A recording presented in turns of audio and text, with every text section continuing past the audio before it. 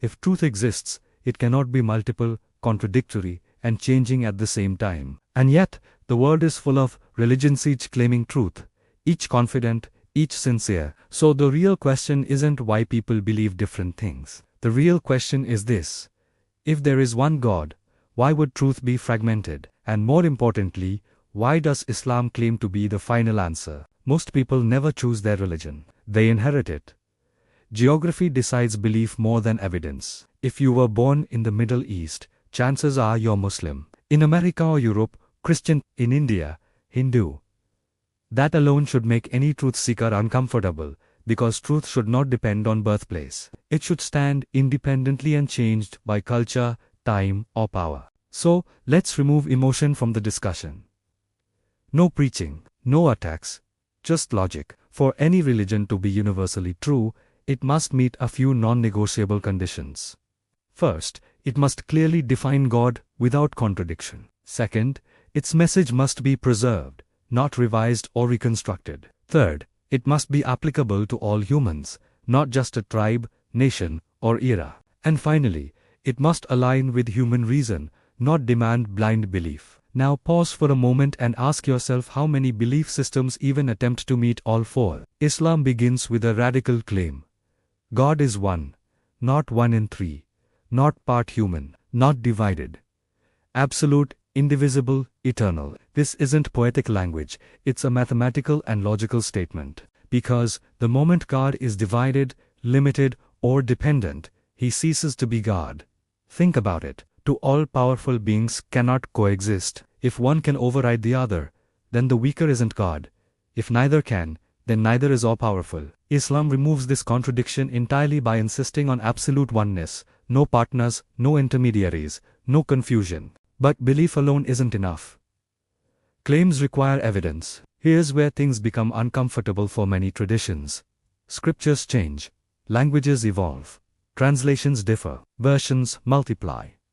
Scholars debate what was original and what was added. If revelation is meant to guide humanity, then losing or corrupting it would defeat the entire purpose. Islam makes a dangerous claim dangerous because it's testable. It claims that its scripture has been preserved word for word, letter for letter, from the moment it was revealed, not centuries later.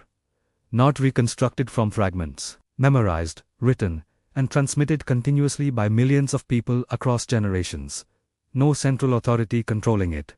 No revisions. No additions. Ask yourself honestly, if God wanted to preserve guidance, wouldn't this be the only rational method? Now here's where many people misunderstand Islam. They think it's an Arab religion. But Islam doesn't belong to Arabs, any more than mathematics belongs to Greeks. Its message is not tied to ethnicity, lineage, or land. In fact, its final prophet explicitly said no race has superiority over another, something revolutionary in a tribal world and still relevant today. Islam doesn't say everyone before it was wrong. It says truth was always one. But messages were limited to their time, place, and people. Islam claims to complete, not cancel, that chain. That's a crucial difference. And here's the question most people avoid. If humanity has evolved socially, intellectually, globally, would it make sense for divine guidance to remain fragmented? Or would a final, preserved, universal message be the logical conclusion? Now let's talk about belief itself. Islam does not ask you to believe because your parents did. It doesn't ask you to believe because of fear. It repeatedly challenges you to think, to question, to reflect. The Quran doesn't begin with a miracle story. It begins with a challenge to reason. Again and again, it asks, do you not think? Do you not reflect? Blind faith is easy. Thoughtful belief is not. And this is where Islam stands apart. It doesn't depend on mystery to survive. It doesn't require God to die, struggle, or become human. It doesn't ask you to suspend logic. It aligns belief in God with the natural intuition humans already possess, that there is order, purpose, and design. Here's a simple test. If Islam were false, it would collapse under scrutiny. Its preservation could be disproven. Its theology would fracture. Its logic would contradict itself. But if it's true, then its exclusivity isn't arrogance, it's inevitability. Because truth, by definition, excludes falsehood. This doesn't mean Muslims are superior. It means truth is singular, and maybe that's the hardest part to accept in a world that values comfort over clarity. So the question was never, why do people follow Islam? The real question is, if truth exists, how many versions of it can there be? If this video made you uncomfortable, that's not a failure. That's the beginning of thinking. And if it made you curious, then stay with this question, because the pursuit of truth doesn't begin with answers. It begins with honesty. What's the strongest question still on your mind?